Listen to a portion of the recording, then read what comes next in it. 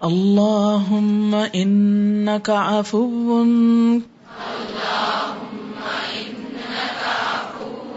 تحب العفو فاعف عني.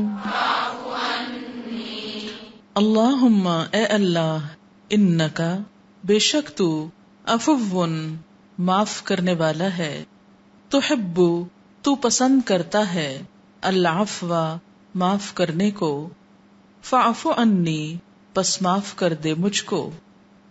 یہ وہ دعا ہے جو حضور صلی اللہ علیہ وسلم نے حضرت عائشہ رضی اللہ تعالی عنہا کو لیلۃ القدر کی رات میں پڑھنے کو کہی تھی. جب انہوں نے سوال کیا تھا کہ اگر میں لیلۃ القدر کو پاؤں تو کیا پڑھوں، تو آپ نے عفو کی دعا سکھائی. اللہم انک عفو